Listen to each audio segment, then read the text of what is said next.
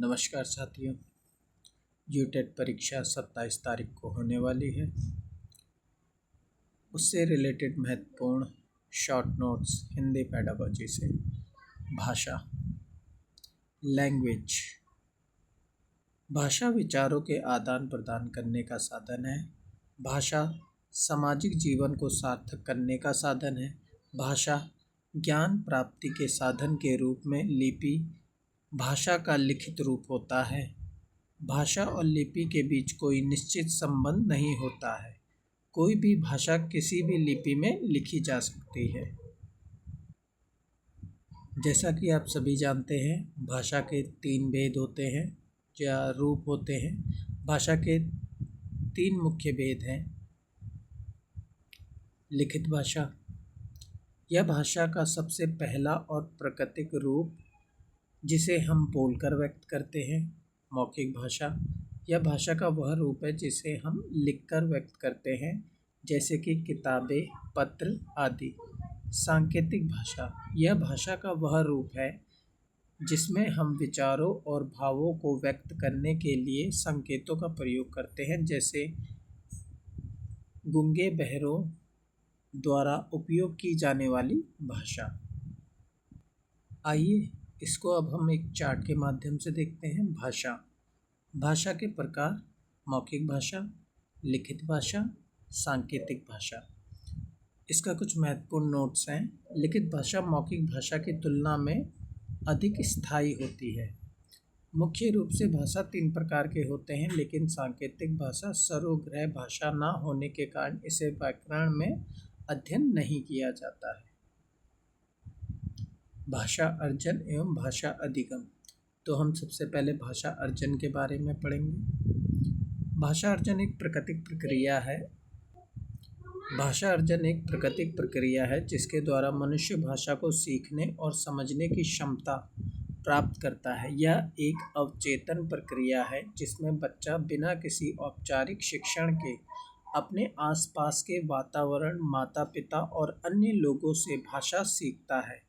इसे प्रथम भाषा या मातृभाषा भी कहा जाता है। आइए इसके कुछ इम्पॉर्टेंट पॉइंट्स हैं जो आपके प्रश्न यूटेट परीक्षा में पूछे जा सकते हैं। तो इनके ये सही विकल्प है। ये अगर उस ऑप्शन में होंगे तो आपका राइट ऑप्शन हो जाएगा। तो पहला, स्वाभाविक प्रक्रिया होती है भाषा अर्जन। वातावरण परिवेश का प्रभाव है भाषा अर्जन। सहज प्रक्रिया है भाषा अर्जन। अचेतन या अवचेतन प्रक्रिया है भाषा अर्जन। अर्जन का संबंध मातृभाषा से ज़्यादा है। अनौपचारिक प्रक्रिया है भाषा अर्जन। ये जो विकल्प हैं ये इम्पॉर्टेंट है। ये आपसे जो प्रश्न पूछे जाएंगे, भाषा अर्जन क्या है, तो इन्हीं पॉइंट में से एक इम्पॉर्टेंट पॉइंट वहाँ पे होगा। अगर आपको याद होगा तो आपके 1 नंबर पक्के हो सकते हैं। भाषा अर्जन के कुछ मुख्य पहलू इस प्रकार है। प्राकृतिक प्रक्रिया। भाषा अर्जन एक सहज और स्वाभाविक प्रक्रिया है जो बच्चों में स्वाभाविक रूप से होती है। अनौपचारिक वातावरण। भाषा अर्जन के किसी औपचारिक शिक्षण संस्था या कक्षा की आवश्यकता नहीं होती है। भाषा अर्जन मातृभाषा। भाषा अर्जन आमतौर पर बच्चे मातृभाषा या घर की भाषा ही होती है। अवचेतन प्रक्रिया। बच्चे बिना किसी प्रयास के भाषा के नियमों को समझ जाते हैं और उसका उपयोग करने लगते हैं। ये थे भाषा अर्जन के प्रमुख पहलू। तो आइए अब हम पढ़ते भाषा अधिगम। अधिगम के प्रयास की आवश्यकता पड़ती है। चेतन रूप से सीखी जाती है। नियम सीखने होते हैं, किताबें पढ़नी होती है, कौशल सीखने होते हैं, शिक्षकों की ज़रूरत पड़ती है। अतः अधिगम एक औपचारिक प्रक्रिया है। आइए इसके इम्पॉर्टेंट पॉइंट्स पढ़ते हैं जो आपके क्वेश्चन में आ सकते हैं, यूटेट परीक्षा में आ सकते हैं। तो कुछ इस प्रकार है पॉइंट। पहला, अधिगम का संबंध दूसरी भाषा से होता है। यह चेतन प्रक्रिया है। प्रयास पूर्ण रहना पड़ेगा। औपचारिक माहौल चाहिए। भाषा अधिगम के लिए ये पॉइंट चाहिए होते हैं। अब स्किनर के अनुसार इम्पॉर्टेंट है, बहुत मोस्ट इम्पॉर्टेंट, स्किनर के अनुसार भाषा अनुकरण और पुनर्बलन से सीखी जाती है। बहुत बार यूटेट में पूछा जा चुका है। वाइगोत्स्की के अनुसार भाषा सामाजिक क्रिया द्वारा सीखी जाती है, ये भी बहुत पूछा जा चुका है। व्याकरण को संदर्भ में सिखाया जाना चाहिए। भाषा अधिगम में व्याकरण की बहुत मोस्ट इम्पॉर्टेंट चीज़।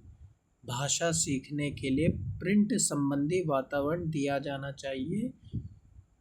ये जो 8th पॉइंट है ये भी बहुत यूटेट में बहुत बार पूछा जा चुका है। प्रिंट संबंधी समृद्धि वातावरण होना चाहिए बच्चों की शिक्षण में।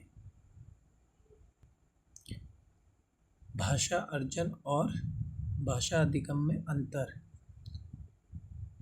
भाषा अर्जन और भाषा अधिगम दोनों ही भाषा सीखने के तरीके हैं, लेकिन मुख्य अंतर यह है कि भाषा अर्जन सहज और स्वाभाविक प्रक्रिया है। देखो, जो भाषा अर्जन है वो स्वाभाविक प्रक्रिया है।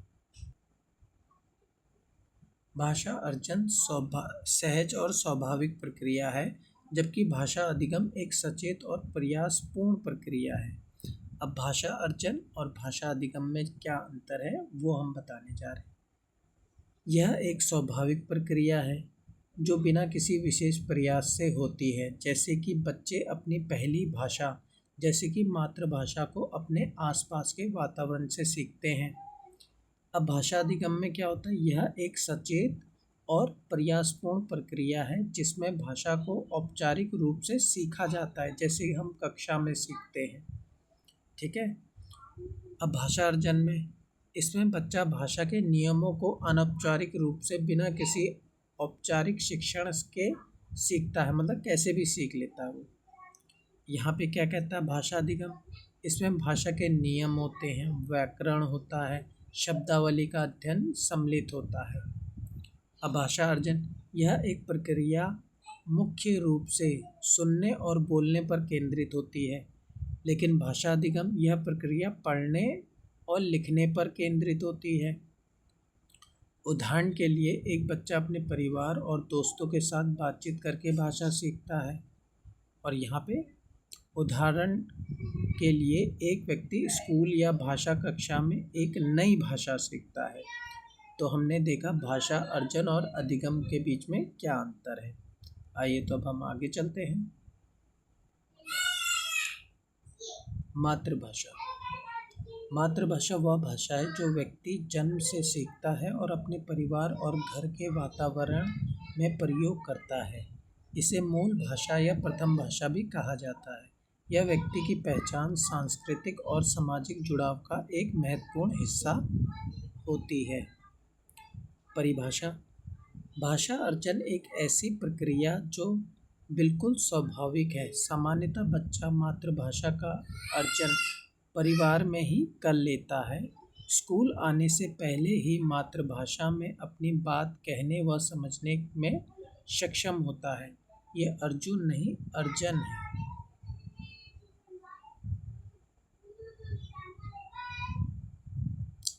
ठीक है। NCF 2005 के अनुसार प्राथमिक स्तर पर शिक्षा का जो माध्यम होना चाहिए वो आपका होना चाहिए मातृभाषा या क्षेत्र भाषा होनी चाहिए।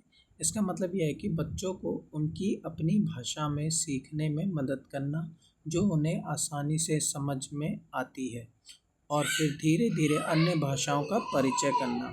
बहुभाषी शिक्षा को बढ़ावा देना जिसमें बच्चे कई भाषाओं को सीख सकें NCF का एक महत्वपूर्ण पहलू है।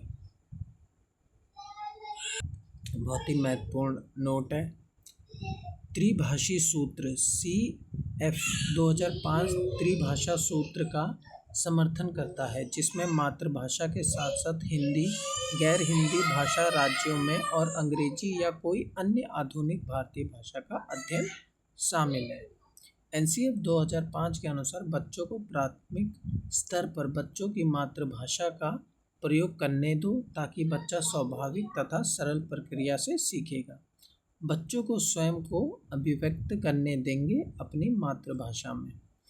मातृभाषा का प्रयोग करने की वजह से बच्चे की भाषा में क्षेत्रीय भाषा का प्रभाव हो सकता है, जैसे सड़क को सरक बोलना, यह एक स्वाभाविक बात होती है। हम मातृभाषा और बहुभाषिकता को स्वीकार करते हैं कक्षा में।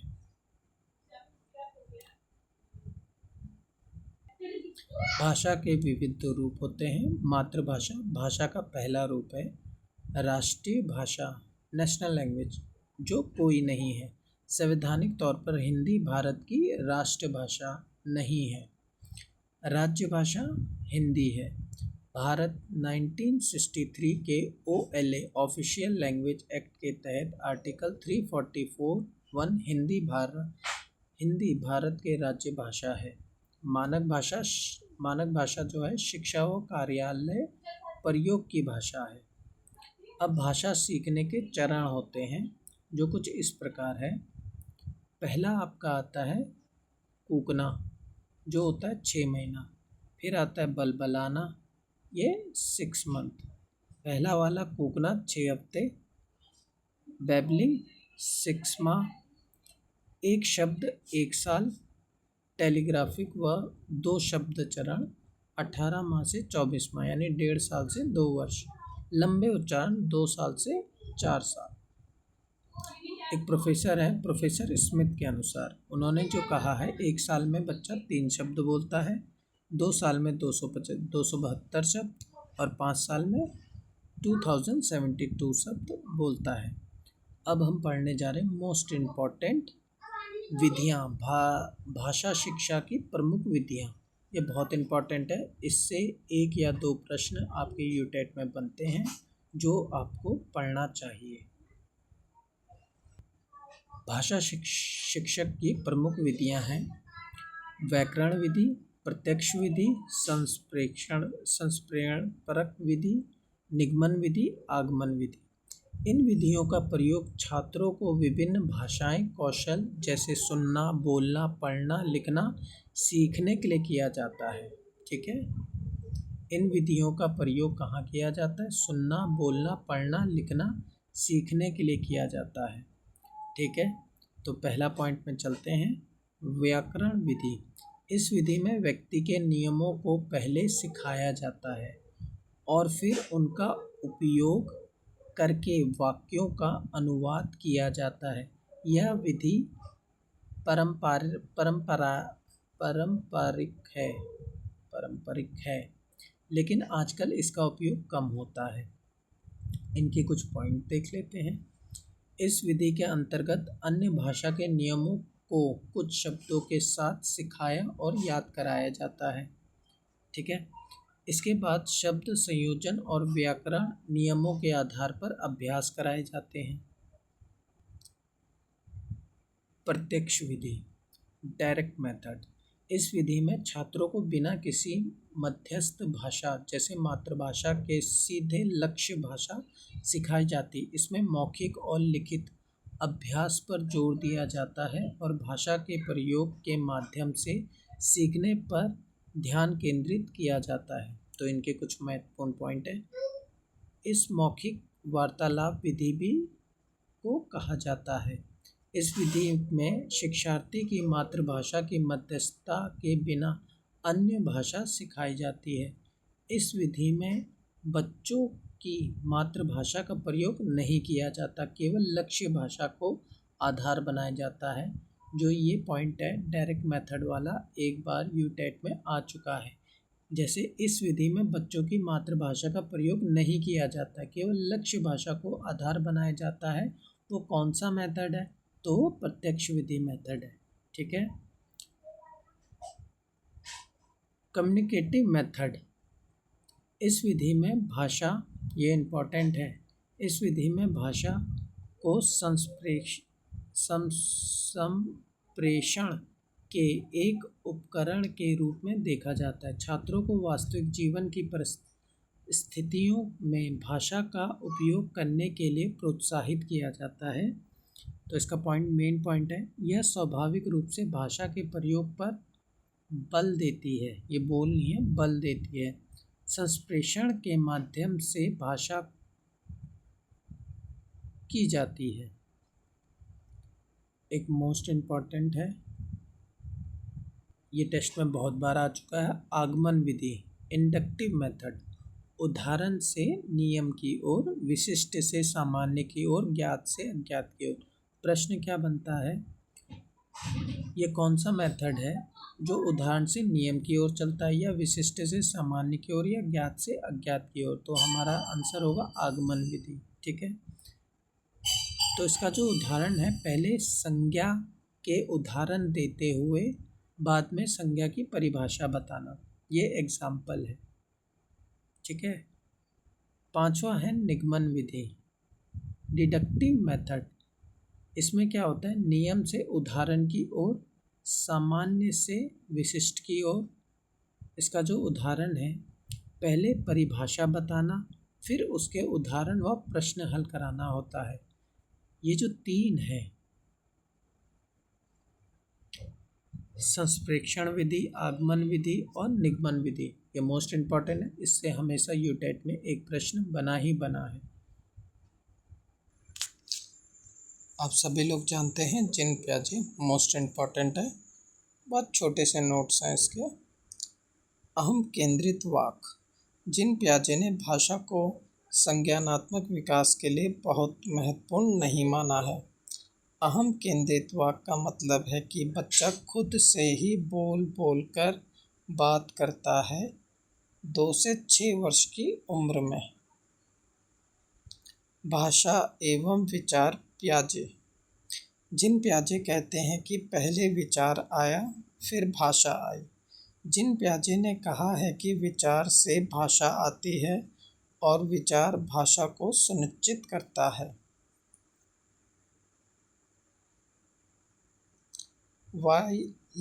वाइगोस्की, जिनका सिद्धांत है सामाजिक और सांस्कृतिक सिद्धांत। तो इसके कुछ मोस्ट इम्पॉर्टेंट छोटे छोटे पॉइंट हैं। बालक भाषा अपने परिवेश से अंतर्क्रिया करते हुए सीखता है। इसके अनुसार निजी भाषा बालक के संज्ञानात्मक विकास में सहायक होती है। वाइगोत्स्की कहते हैं कि भाषा मानव का सर्वश्रेष्ठ यंत्र है जिसके द्वारा हम ज्ञान का निर्माण कर सकते हैं, समझ सकते हैं और समझ सकते हैं। Language is tool. वाइगोत्स्की के सिद्धांत का नाम सामाजिक और सांस्कृतिक सिद्धांत है। वाइगोत्स्की के सिद्धांत में भाषा के 3 महत्वपूर्ण पक्ष हैं। सामाजिक वाक, सोशल स्पीच 2 वर्ष की उम्र से, निज वाक 3 से 6 वर्ष की उम्र में, आंतरिक मौन वाक यानी साइलेंट इनर स्पीच 6 वर्ष के बाद। आइए अब हम जाते हैं भाषा और विचार। भाषा और विचार होता क्या है। वाइगोत्स्की के अनुसार शुरुआती सालों में भाषा और विचार एक दूसरे से स्वतंत्र होते हैं, एक समय बाद मिल जाते हैं। नोम चॉम्स्की से हमेशा एक न एक प्रश्न बना है जो इस प्रकार है, प्रत्येक बालक भाषा सीखने की जन्मजात शक्ति क्षमता साथ पैदा होती है। यह हमेशा प्रश्न बना है। दूसरा, जिसे भाषा अर्जन यंत्र LAD लैंग्वेज एक्विजिशन डिवाइस कहा जाता है, हमेशा पूछा गया है, हर साल आता है। LAD से एक प्रश्न बनता ही बनता है। विश्व की सभी भाषाएं एक मूल व्याकरण से संबंधित है जिसे समझने में भाषा अर्जन यंत्र LDA हमारी सहायता करता है। भाषा अर्जन यंत्र, ये अर्जुन नहीं अर्जन है। ठीक है, LDA 5 साल तक ज़्यादा सक्रिय रहती है। यह संवेदनशील काल होता है। भाषा सीखने के लिए। भाषा कौशल का मनोवैज्ञानिक क्रम। मेरे ख्याल से 2023 या 2024 में इससे क्वेश्चन आया था। भाषा कौशल का मनोवैज्ञानिक क्रम सुनना, बोलना, पढ़ना, लिखना होता है। ठीक है, संक्षेप में कहते हैं LSRW। इसका जो शॉर्ट ट्रिक है सुबोपाली। सुबोपाली सुनना, यह पहला और सबसे महत्वपूर्ण कौशल है, क्योंकि बच्चे पहले सुनते हैं और फिर शब्द और ध्वनियों को पहचान सकते हैं। फिर आता है बोलना। जब बच्चे सुनना सीख जाते हैं तो वे फिर शब्दों और वाक्यों को दोहराकर बोलना शुरू करते हैं। पढ़ना, इसके बाद बच्चे लिखित प्रतीकों को पहचानना और उनके शब्दों और वाक्यों को पढ़ना सीखते हैं।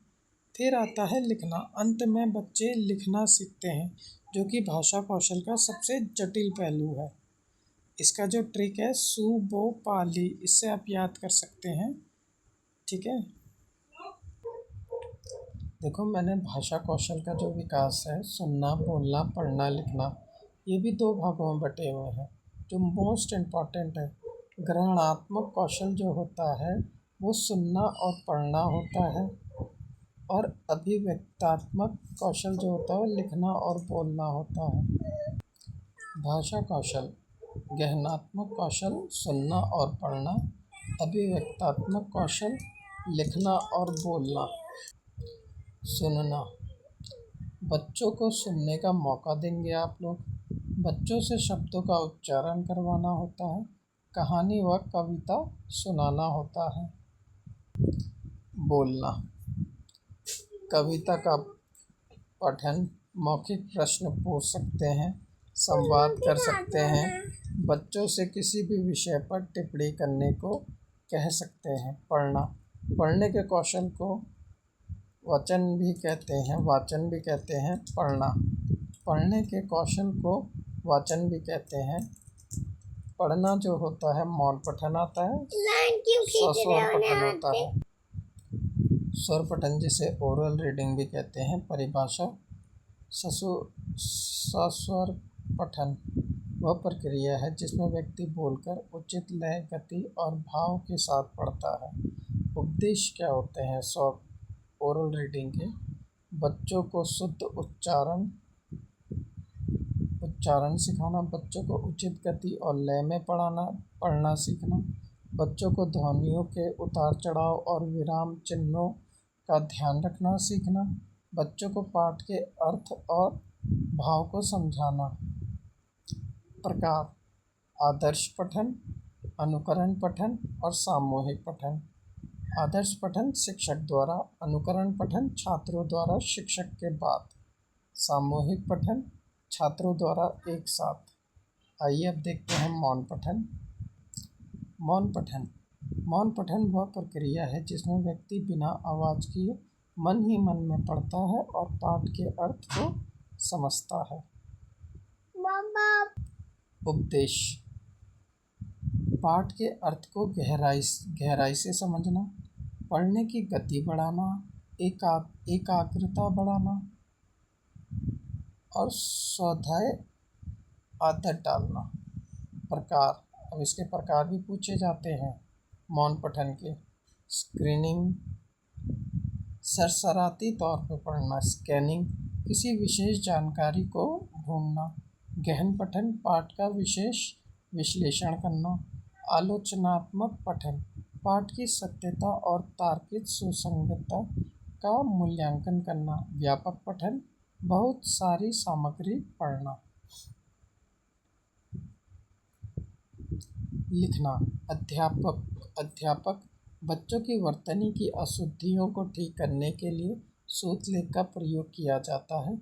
लेखन के 3 मुख्य प्रकार हैं, सुलेख, सूत्रलेख और अनुलेख। सुलेख सुंदर लिखावट को कहते हैं। सूत्रलेख सुनकर लिखना होता है और अनुलेख किसी नमूने को देखकर लिखना होता है।